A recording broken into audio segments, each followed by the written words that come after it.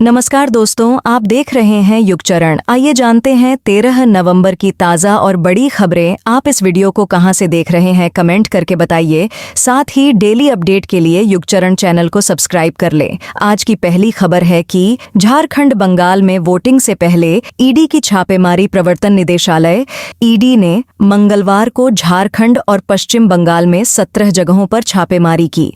मामला बांग्लादेशी घुसपैठ, देह व्यापार और मनी लॉन्ड्रिंग से जुड़ा बताया जा रहा है। जानकारी के मुताबिक ईडी की टीम कई लोगों और संगठनों की सीमा पार घुसपैठ से जुड़ी वित्तीय गड़बड़ियों की जांच कर रही है। झारखंड विधानसभा चुनाव में कल यानी बुधवार को पहले चरण में 43 सीटों पर वोटिंग होनी है। वहीं पश्चिम बंगाल की 6 विधानसभा सीटों पर उपचुनाव होने हैं। मंत्री गजेंद्र बोले, अगर खींवसर हारे तो मूंछ बाल मुंडवा लूंगा। हेल्थ मिनिस्टर गजेंद्र सिंह खींवसर ने कहा, मैं गारंटी देना चाहता हूं कि यह चुनाव हम हार ही नहीं सकते हैं। हार गए तो मेरी मूंछें और बाल मुंडाकर यहां चौक में खड़ा हो जाऊंगा। हेल्थ मिनिस्टर सोमवार शाम को खींवसर के सदर बाजार चौक में जनसभा में बोल रहे थे। उन्होंने कहा, हम चुनाव उसी के सामने लड़ रहे हैं जो हर चुनाव की जीत में हमें अपमानित करके गलियों में से जिंदाबाद के नारे लगाते हुए हमें नीचे दिखाने के लिए रैली निकालकर निकले हैं। उन्हें हराना है। मैंने जब यहाँ से चुनाव लड़ा था, खींवसर में पोलिंग बूथ पर 95% वोट मुझे मिले थे। आज मैं सभी को कहता हूँ कि यह चुनाव अपन सबका है, जो गांव के विकास का है। एक चुनाव के लिए, एक दिन के लिए कांग्रेस को छोड़ दें। मैं पहली बार चुनाव जीता और वसुंधरा राजे ने मंत्री बना दिया था। क्षेत्र का भरपूर विकास कराया था।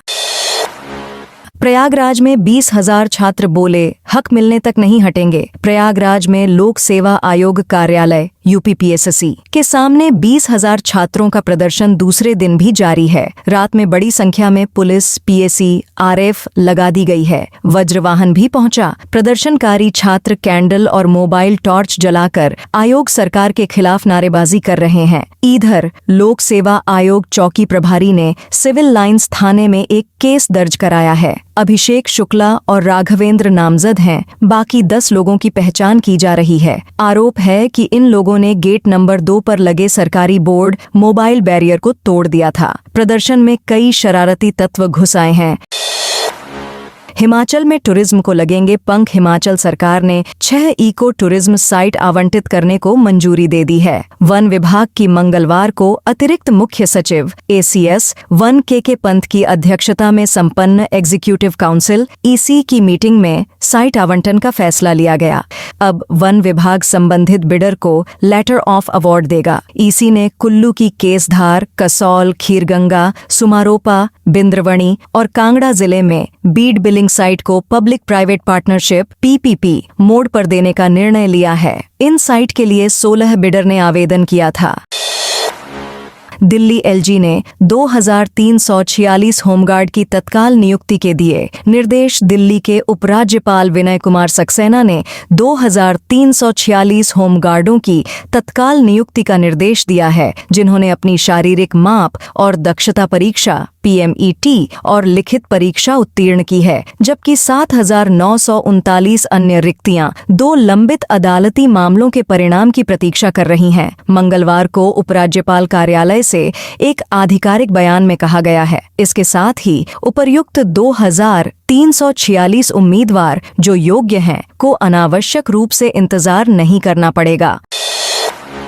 हुंडई इंडिया का दूसरी तिमाही में मुनाफा 16% कम हुआ। Automobile company Hyundai motor India limited को वित्त वर्ष 2024 से 25 की दूसरी तिमाही में मुनाफा 16% कम हुआ। तिमाही में 1,33,500 करोड़ रुपए का कंसोलिडेटेड नेट प्रॉफिट हुआ है। सालाना आधार पर यह 16.5% कम हुआ है। एक साल पहले की समान तिमाही में कंपनी को 1,38,000 करोड़ रुपए का मुनाफा हुआ था। बीएसई एनएसई पर लिस्ट होने के बाद हुंडई इंडिया ने पहली बार तिमाही नतीजे जारी किए हैं।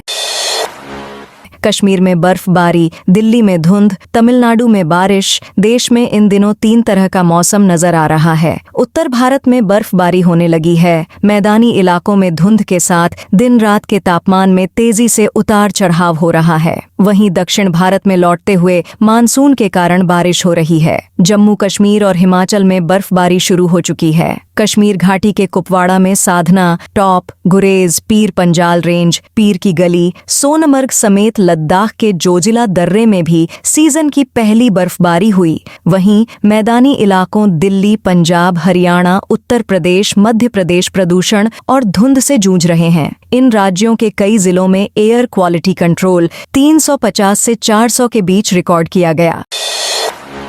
सोना 1,519 रुपये गिरकर 75,321 रुपये पर आया। सोने चांदी की कीमतों में आज बड़ी गिरावट देखने को मिली है। India Boolean and jewellers association के अनुसार 10 ग्राम 24 कैरेट गोल्ड का भाव 1,519 रुपये गिरकर 75,321 रुपये पर आ गया। इससे पहले इसके दाम 76,840 रुपये प्रति 10 ग्राम था। पीसीबी ने आईसीसी को लिखा, पाकिस्तान क्यों नहीं आ सकता। भारत पाकिस्तान क्रिकेट बोर्ड ने टीम इंडिया के पाकिस्तान न जाने को लेकर आईसीसी से जवाब मांगा है। क्रिकबज़ की रिपोर्ट के मुताबिक पीसीबी स्पोक्सपर्सन ने मंगलवार को बताया कि अगर सुरक्षा मामलों की वजह से भारत पाकिस्तान नहीं आ रहा है तो पिछले दिनों न्यूजीलैंड, इंग्लैंड और ऑस्ट्रेलिया की टीम ने पाकिस्तान का दौरा किया है। फिर टीम इंडिया को क्यों परेशानी हो रही है। पाकिस्तान फरवरी 2025 में चैंपियंस ट्रॉफी की मेजबानी करने वाला है, लेकिन टीम इंडिया ने पाकिस्तान जाने से मना कर दिया है, जिसके बाद टूर्नामेंट को यूएई और साउथ अफ्रीका में कराने की खबरें भी आ रही हैं। पिछले साल पाकिस्तान को एशिया कप की मेजबानी भी मिली थी। भारत ने यहां भी खेलने से मना कर दिया था, जिसके बाद टीम इंडिया ने टूर्नामेंट के अपने सभी मैच श्रीलंका में खेले थे। पाकिस्तान जाने से इनकार के बाद एशियन क्रिकेट काउंसिल ने हाइब्रिड मॉडल पर यह टूर्नामेंट कराया था। मेंस्ट्रुअल हाइजीन पॉलिसी पर केंद्र की मंजूरी। सरकार ने सुप्रीम कोर्ट के 10 अप्रैल 2023 के एक आदेश का हवाला देते हुए स्कूल जाने वाली छात्राओं के लिए मेंस्ट्रुअल हाइजीन पॉलिसी को 2 नवंबर को मंजूरी दे दी है। स्कूलों में लड़कियों के लिए मेंस्ट्रुअल हाइजीन को बेहतर बनाने और सुविधा देने के लिए केंद्र सरकार ने ये नई पॉलिसी बनाई है। केंद्र सरकार ने 11 नवंबर को इसकी जानकारी सुप्रीम कोर्ट को दी।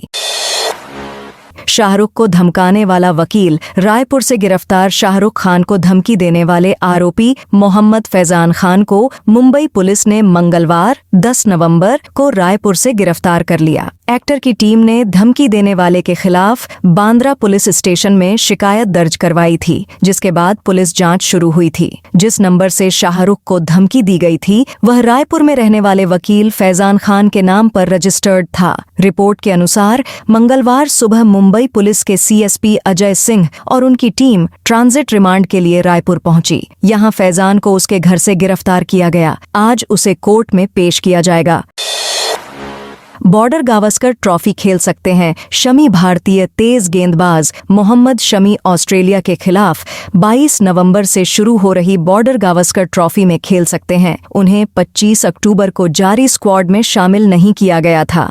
भास्कर के सूत्रों ने बताया है कि भारतीय टीम मैनेजमेंट ने 34 साल के तेज गेंदबाज को मध्य प्रदेश के खिलाफ 13 नवंबर से इंदौर में होने जा रहे बंगाल के रणजी मैच में खेलने को कहा है। इतना ही नहीं, इस मुकाबले में शमी की फिटनेस को परखने के लिए एक चयनकर्ता को भी भेजा है। यदि शमी 4 दिनी मुकाबले में अपनी फिटनेस साबित कर देते हैं तो उन्हें ऑस्ट्रेलिया के खिलाफ टेस्ट सीरीज के लिए बुलाया जाएगा। मथुरा में इंडियन ऑयल की रिफाइनरी में ब्लास्ट। मथुरा में बड़ा हादसा हो गया। मंगलवार देर शाम Indian oil corporation limited IOCL की रिफाइनरी में ब्लास्ट हो गया। धमाके की गूंज 1 किलोमीटर दूर तक सुनाई दी। आग की चपेट में आकर 12 लोग झुलसे हैं। प्लांट वालों घायलों को अस्पताल में भर्ती करवाया है। ICU में इलाज चल रहा है। तो दोस्तों, यह थी आज की बड़ी खबरें। आपने अभी तक युगचरण को सब्सक्राइब नहीं किया तो कर ले।